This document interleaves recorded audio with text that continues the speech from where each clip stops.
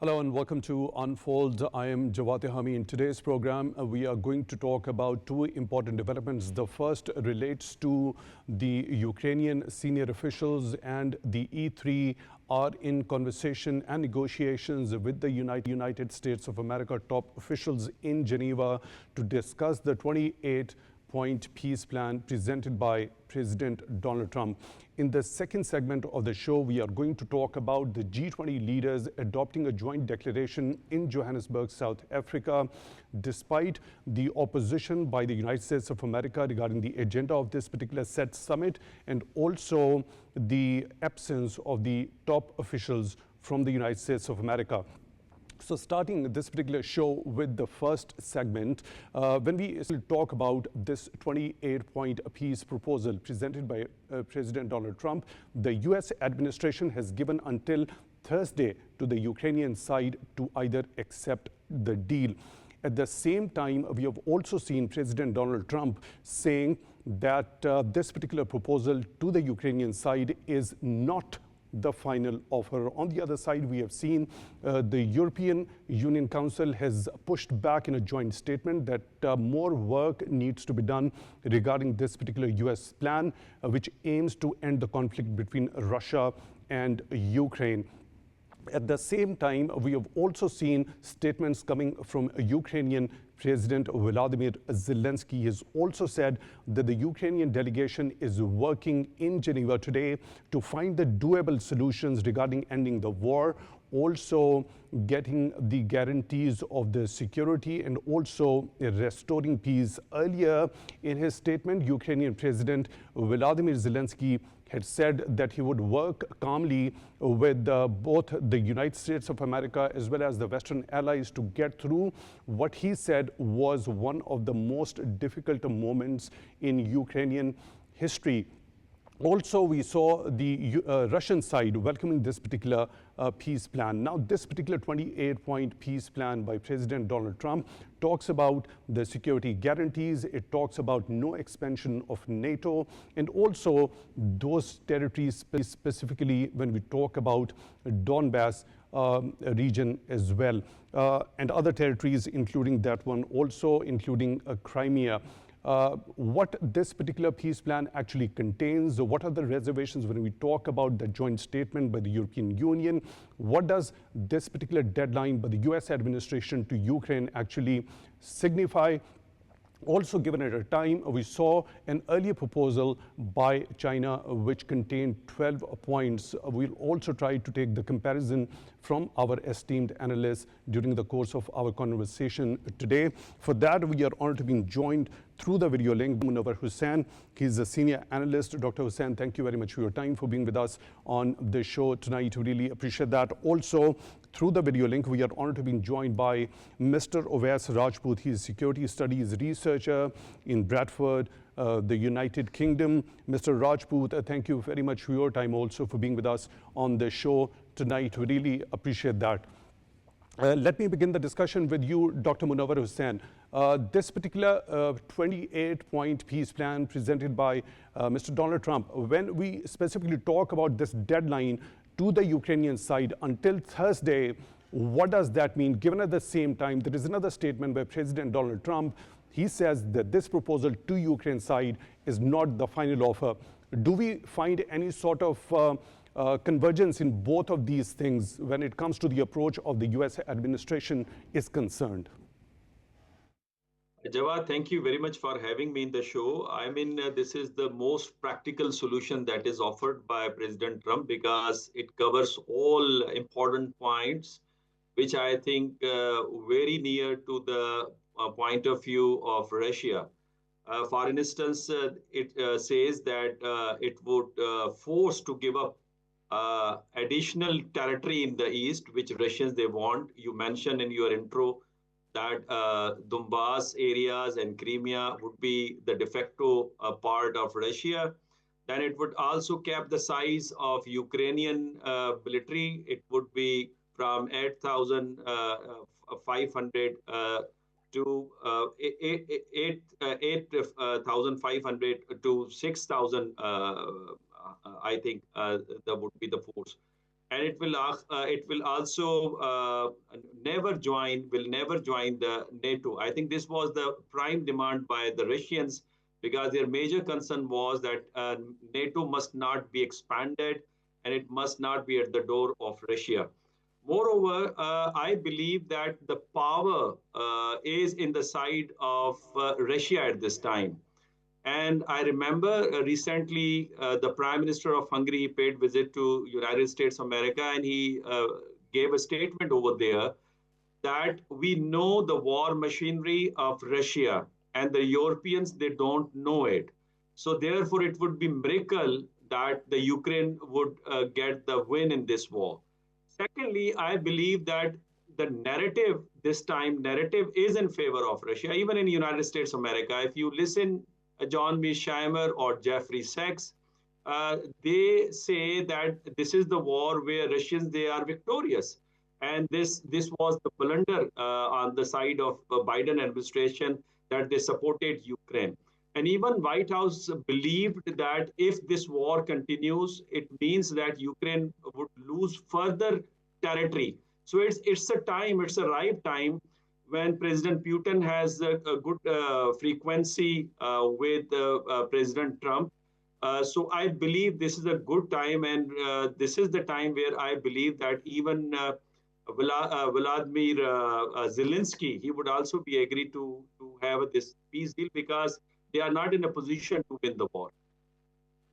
Dr. Munawar said, when we talk about that pushback regarding this particular plan by the Europeans in a joint statement on the sidelines of the G20, they have said more work needs to be done, more consultations regarding this particular plan with the NATO members and EU members needs to be done. How do you look at this particular position by the European Union members and also the NATO members, and also specifically when you talk about these E3 participating, the national security advisors of which are participating in this particular negotiation process over there in Geneva, Britain, Germany, and France? Where do you see their position at this particular point in time? Frankly speaking, key members of NATO countries like France, Germany, and Britain, they have a specific position on it. And even we remember when Chinese proposal came, it was NATO that rejected it. And their position was that China did not recognize the illegal invasion of Russia over Ukraine. And since President Trump came into power, he started putting its effort, because he made promises with his mega constituency that he would stop all wars. And by the way, White House, the decision makers in the White House, these are the people who are more prone to the business rather than to have a war and conflict in international system. So therefore, they have taken in confidence, for instance, the national security advisor of Zelensky. At the same time, they have consulted with the special envoy of Russia. Even this process was conveyed to the president of Ukraine, Zelensky, and he is agreed to have a negotiation on it with President Trump and team of the President Trump. As far as European Union is concerned, I believe their major concern is that Russia might not attack them, and the guarantee was given in the peace plan that there would be, number one, international amnesty for all the soldiers and officers. Number two, there would be a friendship and confidence building, and all mistrust would be eliminated between European Union and plus the Russia. And there would be a cooperation and very significant provisions within this particular 28-point peace plan by President Donald Trump. When it comes to the security guarantees, I'll come back to you. There are very specific measures which have been mentioned in this particular plan. Dr. Munawar, please stay with us. Let me proceed towards Mr. Rajput. Mr. Rajput, looking at this particular statement by Vladimir Zelensky, when he talks about the Ukrainian delegation in Geneva, trying to find out the doable solutions regarding ending the war, also restoring peace, and also getting the guarantees regarding security. Now, this particular plan talks more specifically about the guarantees, which includes if Ukraine invades Russia, it will lose the guarantees. If Russia invades Ukraine, in addition to a decisive coordinated military response, all global sanctions will be reinstated, recognition of the new territory and all other benefits of this deal will be revoked. If Ukraine launches a missile at Moscow or St. Petersburg without cause, the security guarantee will be deemed invalid. Now, more specifically, the second clause of it, the subsection of this particular security guarantee, more specifically talks about Russia in case if it violates this particular agreement. So, is there anything more than this particular security guarantee the Ukrainians actually look forward to? Or don't you think it should be sufficient for them to agree to? Look, I think right now what is available on the table, Ukrainians have very limited options. So best thing, this is the best deal. Donald Trump, he actually he's a businessman and he's trying to give a peace chance, you know. So in my personal opinion and professional opinion as a defense and security researcher, best thing the Ukraine should accept whatever offer from Donald Trump. And there are two things. Look, in NATO, Donald Trump or President of United States of America or deep state of USA, they are the main power holders. If they decided we want to go for the peace, for the global peace, I think that's very best option. So Ukrainian president, if he wants... So you consider this is the best option at this particular point in time at the Ukrainian hands. They should actually accept. That is what you are of the view, if I'm getting it correctly. So what about this particular point number 21 that actually pertains to territories? Mr. Rajput, if you allow me, let me talk specifically about this Crimea, Luhansk, Donetsk will be recognized as de facto Russian, including by the US. Kherson, Zaporizhzhia will be frozen along the line of contact, which will mean de facto recognition along the line of contact. Russia will relinquish other agreed territories it controls outside these 5 regions, which have already been mentioned, which I have already alluded to. Do you think it could be something acceptable to the Ukrainians when they talk about their national dignity and pride, losing these territories at the hands of Russians if they go accept this particular agreement? Well, if they're never going to accept this agreement, then there is a war. So we cannot create the peace, and I don't think so. Donald Trump will be allowed to the Ukrainians to expand this war more. Best thing, they have to accept this and wait, give time to this peace process.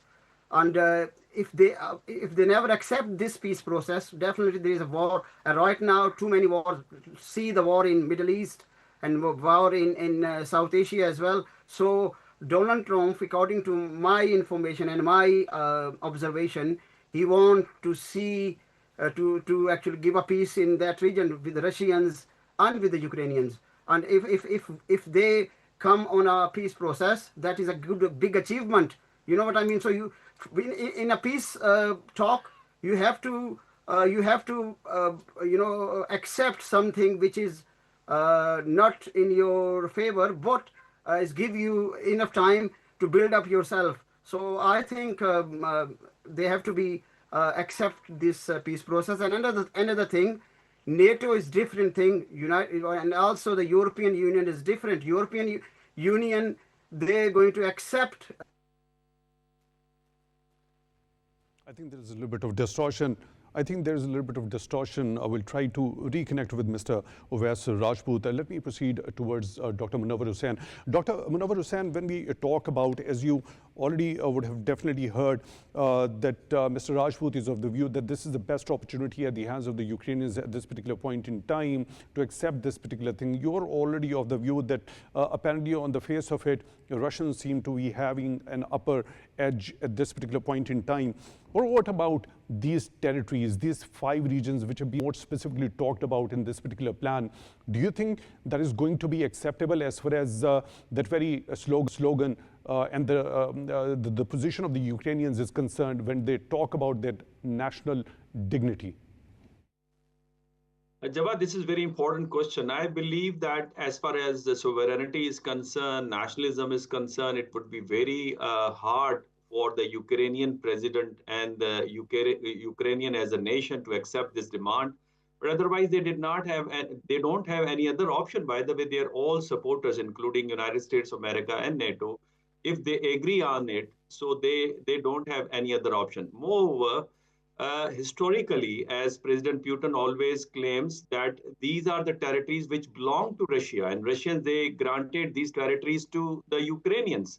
And third is that the language or the ethnic community, they are known as the Russians, and the Russian language is very important. And thirdly, I think economically, this is very important area because Crimea, I think it links Donbass areas, they link with the Crimea, which has, I think, the water port, the seaport. And this seaport is very important because it is a plan by the Israelis that they would have a gas pipeline which will go from Israel to the Greece, and it would enter into the Europe either through Greece or through Ukraine.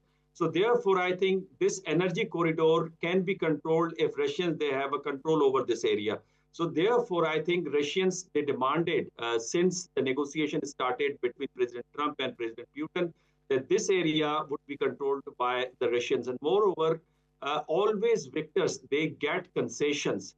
And these areas, especially the Donetsk, this area is considered to be the buffer zone between Ukraine and the Russia, and it would not be allowed to Ukrainians and the Russians that they may enter into this area. Though de facto, this would be the de facto territory of the Russians. So I believe again, this is the best opportunity. But as Jeffrey Sachs always claims that 2021, it was the best time for the Ukrainians to accept the demand of the Russians, and they could save the land, they could save the people.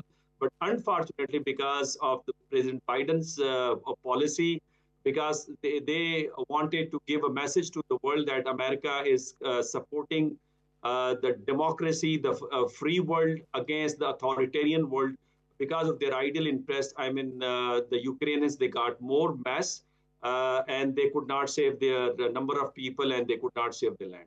Right, I'll come back to you for your understanding regarding as to the security guarantees as far as this particular proposal addresses the Russian side. We have once again reconnected with Mr. OWAIS Rajput. Mr. Rajput, there are two different things in this particular peace proposal. The point number 21 that pertains to territories directly, and there is one mention at the very top of it that Crimea, Luhansk and Donetsk will be recognized as de facto Russian, including by the US. Now, this has been mentioned by Dr. MUNAWAR Hussain as well. Now, considering these territories as de facto, this particular proposal goes on to say in the next point, which is point number 22, after agreeing on future territorial arrangements, both the Russian Federation and the Ukraine undertake not to change these arrangements by force. Any security guarantees will not apply in the event of a breach of this commitment. Now, the first part of this point, number 22, do you think it is in line with that particular provision of the point number 21 that calls these territories as de facto Russian territories? If they are declared as de facto Russian authority territories, so the status as per point number 22 won't be changed in the future. How do we understand and correlate both of these points? Is there any sort of a contradiction in these two? Look, Joe Biden's strategy was totally different. That was top to bottom approach. And then this Donald Trump is bottom to top approach, and he used mainly the nationalism. So two different theories. So end of the day, now power goes to Donald J. Trump, and we whatever he offered in the plate, it's not one day, one night stuff. Definitely the deep state and the war, the long-lasting war, and the consequences, they keep in front. And the best option right now, this is what I said, and our Dr. Saab also said like this, we have to give chance to a peace, wait for the, wait and observe, and The security studies researcher in Bradford, the United Kingdom, thank you very much for taking time out for Unfold tonight. Really appreciate that. Dr. MUNAWAR HUSSAIN, your understanding regarding this particular point number 21 that pertains to the de facto situation of those territories also goes on to say in the point number 22 that after agreeing on future territorial arrangements, both the Russian Federation and Ukraine undertake not to change these arrangements by force. Could you make us understand, is there any sort of a contradiction between the two, or are both of these provisions in line with each other? I think these two very important points are mentioned here only to satisfy Russia. Because Russians always, they had a fear that expansion of NATO would definitely jeopardize their national security. So if these territories are considered to be de facto as a buffer zone between Russia and Ukraine, and if Russia gets the guarantee that Ukraine won't be the part of NATO, however, it might join the European Union, and there would be a joint venture of United States of America and Russia and European Union within Ukraine, because Russian $100 billion would be invested there. Even the European Union would invest more $100 billion as an investment. And the Americans, they would get the 50% profit out of the venture. So I think all such developments are taken into account that the Russians might not fear in future that the NATO would jeopardize their national security. And the Russian demand... Dr. MUNAWAR HUSSAIN, I seek your pardon for the interjection over here. Now, when you talk about this particular the $100 billion in frozen Russian assets will be invested in US-led efforts to rebuild and invest in Ukraine. Do you think this is going to be acceptable for Russians? Those frozen assets, $100 billion, that's a considerable amount. Yeah, you are absolutely right. I mean, but you see, Russians, they are getting, number one, 5 territories. Number 2, they are getting guarantees that NATO won't be expanded here. Number 3, they are getting guarantees that their military officers and their personals won't be prosecuted under the international law, under the humanitarian laws of war crime. So I think because of this, Russians might accepted it. And by the way, Russian special envoy, he accepted all these points, and he thoroughly consulted with Marco Rubio and the special envoy of President Trump, Witkoff. Therefore, I believe that they are in agreement with this proposal, I think. Yeah. So do you think with this clause of amnesty in this particular arrangement, that warrant by the ICC against the Russian president is going to be revoked automatically, or is there a separate procedure required for that, or to be applicable for that? Major parts, they are not interested in prosecution or carrying out such cases against the Russian military officers and personals. I think ICJ doesn't have a power. And by the way, the instruments to implement such cases here, for instance, in the case of Israeli Defense Minister and Prime Minister Netanyahu, such verdict has not been implemented, and it's fully split. So therefore, I believe that if major parts of international system are not cooperating with ICJ, what ICJ can do this? Okay, one last quick question. I want your understanding regarding as to what sort of an impact, if this particular agreement is reached regarding this proposal, when it comes to the bilateral relationship between the US and Russia. This particular proposal also talks about the kind of the collaboration or cooperation between the two countries they look forward to be having in the future as well. Cooperation and coordination between whom? The US and Russia. This proposal says the US will enter into a long-term economic cooperation agreement for mutual development in the areas of energy, natural resources, infrastructure, artificial intelligence, data centers, rare earth mineral extraction projects in the Arctic, and other mutually beneficial corporate opportunities. And Russia will be reintegrated into the G8 as well. Jawed, what is actually argument given by John Mearsheimer? The argument by the structural realist is that it was blunder on the side of United States of America, that they pushed Russia towards China. And they believe China is the main challenger to the United States of America. So by supporting Ukraine in Ukrainian war means we are pushing Russia to have a joint hand with the Chinese. So now this is the reason, and there, by the way, their policy prescription is that we have to have a cooperation with Russia in order to tackle the emerging threat from the China. So therefore, I think cooperation would be extended. Not only this, the point which is very important, and this is the point on which Russians they had a concern in the past, that the strategic agreement, for instance, START, it was near to be expired. So its date would also be extended. And in future, the economic cooperation would be included. Even Russian sanctions would be lifted, and even Russia would be allowed to enter into G8 again. So I think it would. Thank you very much. It was quite an insightful discussion with you, Dr. MUNAWAR HUSSAIN, senior analyst, joining us through the video link.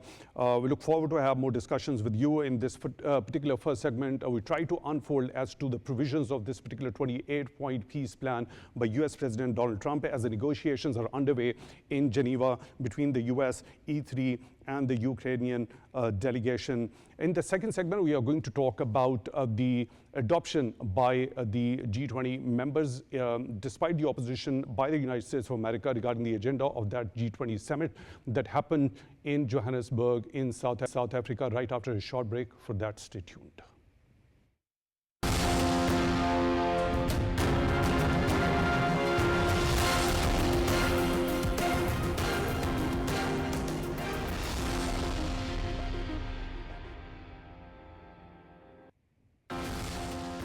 Welcome back to Unfold. In this particular segment, we are going to take the stock of the recent development in Johannesburg in South Africa, where there was adoption of the joint declaration with the G20 members. And that particular adoption happened in the absence of the United States of America, its top officials in that particular very significant summit.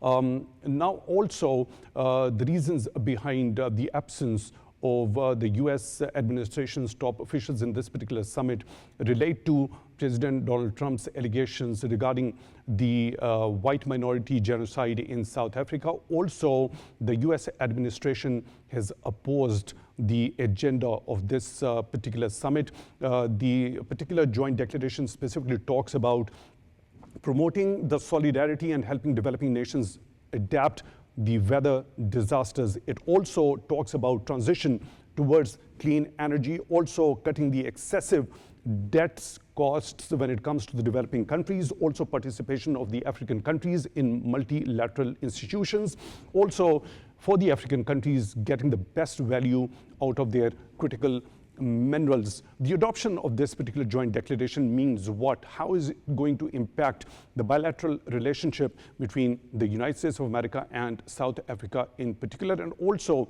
how is it going to possibly affect the working of this particular multilateral institution, G20? To understand all this, we are honored to be joined through the video link by Mr. G.R. BALUCH. He's a former ambassador. Mr. BALUCH, thank you very much for your time, for being with us on the show tonight. We really appreciate that. The adoption of this particular joint declaration at G20 in Johannesburg in South Africa in the absence of the U.S. top officials signifies what? Well, let me not make the central theme the absence of the U.S. Rather, the central theme of this summit was amazing. I mean, so close to my heart as a student of international relations. That is solidarity, equality, and sustainability. The very agenda of the billions of people living in the South and the rest of the world. So I think making these three major themes as the central theme of this summit by itself is significant. This summit is also significant that it takes place in an African country, the first in Africa. Also that it takes place in a developing world. And more importantly, it has not only touched upon these three themes. Under that, then there is an emphasis on climate change. There's an emphasis on the green energy. There's an emphasis on changing the world economic order, that is from dependence to interdependence, partnership, not debts, no hegemon, but equality. So I think from their point of view, I really see this is the best place that G20 could be under the sun over the last 2 decades that it was found, or more actually, 3 decades. It was found in 1999. And it's a very unique forum. Let's just share with the audience that it takes together the developing, the developed world and the emerging market to start with. But now the developing countries are also becoming party to this unique forum, which is a global forum essentially. 19 being the original members. But the most interesting part is that now South Africa has put in place, because of its presidency, the agenda of the South. So I see that South will be the co-author, and it could be a first step towards our ideal of really having a multipolar world, a global order which is co-authored by the entire globe, not only the powers who won Second World War. Now it's an old history. Let's restart the new beginning of the 21st century with participation, with equality of states, not with hegemony, but with participation and equality and partnerships. So I think now, hopefully, this summit would send a strong signal to the existing hegemons as well as the potential hegemons that the only way the world can be a prosperous, peaceful place is when we all collaborate, when we all collectively do something. I always say to my students as well, that is through the collective wisdom that the human civilization has reached where it has reached. So I think that has to manifest in the countries and states. I get your point. Now, here this particular question arises. Now, the US was absent from here, and there was an adoption in the absence and the opposition of the US administration to the very agenda. Whatever the pledges have been agreed to in this particular joint declaration, do you think they are going to be workable, doable, or they could be implemented with the further absence or the US not being in unanimity with this particular adoption? Because one of the White House officials has been reported as saying that this is a shameful act, this particular adoption of the declaration. Yeah, you see what, Mr. Jawad, the present administration, we know that there are ideologues in that setup, which are ideologically against the climate change as a concept, as a science.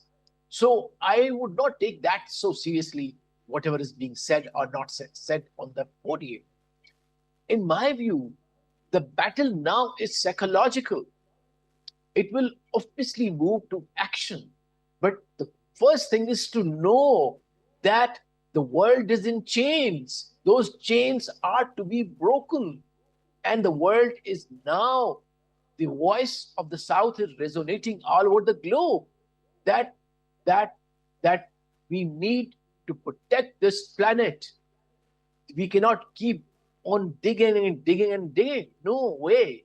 We have to move on to green energy. In fact, what I say that a new concept of green development has to be embraced by all the countries of the world. And I think it emerges out of that, maybe not in these words that I'm saying, but what G20 stands for is a world which is free of pollution, for fossil fuel. We know the story of the climate change impacts since the Industrial Revolution in the West.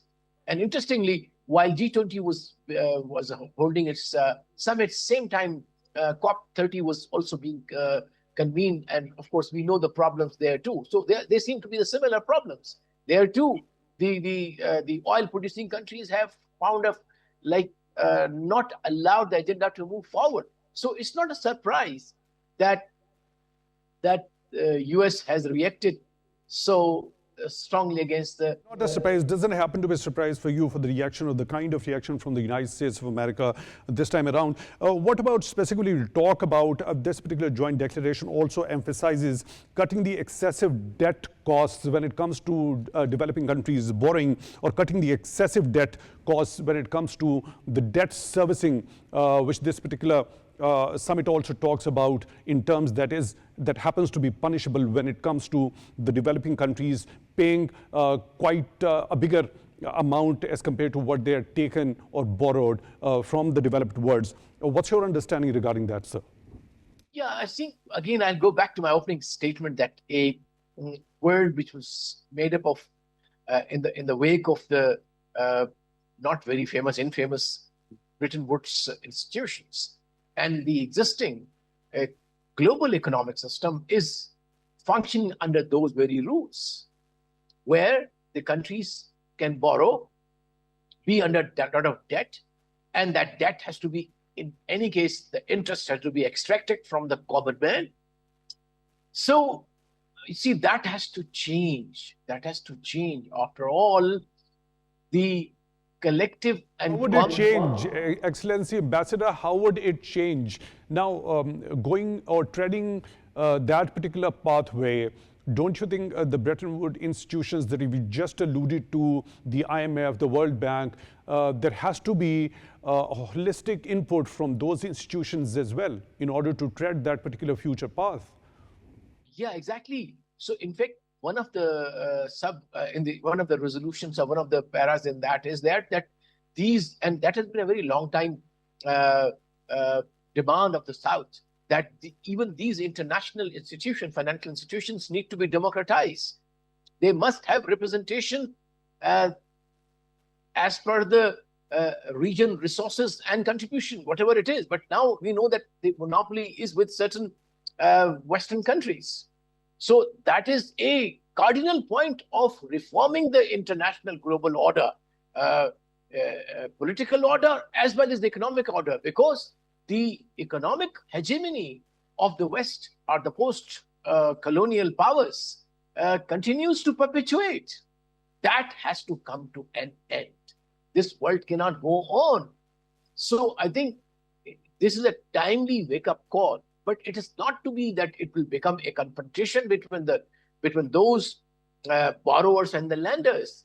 There has to be an amicable solution, and there are a lot of creative solutions that maybe the debts can be swapped for some measures to mitigate the climate change effects, or several other social sector reforms by under-debt countries. So there is a possibility. Now, Excellency, there is a support that has been expressed by France, the UK, as well as the EU. Now, they have also signed a deal with South Africa on Thursday, agreeing to boost the extraction and, more importantly, the domestic processing of the critical minerals. Now, when it comes to the African countries overall getting the best value of the critical minerals, do you think the domestic processing holds quite a value, or it is of utmost significance in that particular regard? And how the African countries as a whole are going to go about it when it comes to reaping the dividend from this particular phenomenon? In fact, you see, the natural endowment is a curse now for the Africans. All these civil wars that we see in Africa there are these mafias behind it. Maybe formal or informal mafias, even some states perhaps. So that has to be regularized. Also, that let me underline that 80% of the cobalt of the world is in African continent, and 30% of the rare minerals are in Africa. And of course, the Asia, leave Asia as well. China, Pakistan, and several other countries have it. So I think a new, probably again, we'll be going into the futuristic, but there is a need to streamline the extraction, the processing, and of course, the use of these rare minerals. After all, again, I'll come to my basic thesis. I always say that this is a natural endowment. It cannot be traded for blood. It cannot be traded for dollars. It has to be for the common good of the human Your civilization. a point very well made, Excellency. Now let's go back to that very particular point where we actually started this particular discussion from. What do you think happened to be the major reasons for the absence of the US administration and its top officials from this particular important and significant summit? Do you think it only relates to the agenda of this particular summit, or do you think it also pertains to the recent soured relations between South Africa and the United States of America, where the US took some very stern actions, which included the expulsion of the South African ambassador to Washington back, also cutting some aid and also slapping 30% tariffs on South Africa? No, I think there's some foundational reasons behind it, in my view, my assessment. One is that we know that US is kind of weakening its commitment to a multipolar world. It still wants to, although the Secretary of State said that, yes, we are in an era of a multipolar world, yet in actual, it is difficult for this existing hegemon to give its hegemony. That is natural. One. Second, in my view, is that the present agenda of President Trump, which is more of a pump show in the media, so he is happy with having these peace deals among various warring factions and various countries. That gives him a more mileage in the media, and he is more visible. His Twitter is followed. So, but this, futuristic, very philosophical, and very, for him, it doesn't really create much of why. And the third is that probably he has said it, that America first.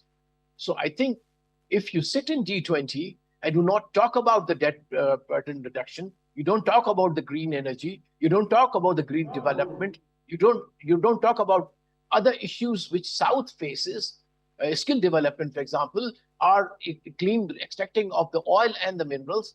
So where do you stand? So I think there is this systemic contradiction between what the present government in Washington has the agenda in front of, right on their table, and what G20 stands for. So I think G20 has transformed over the years, say starting from only coordination among the emerging and the developed world to a more kind of a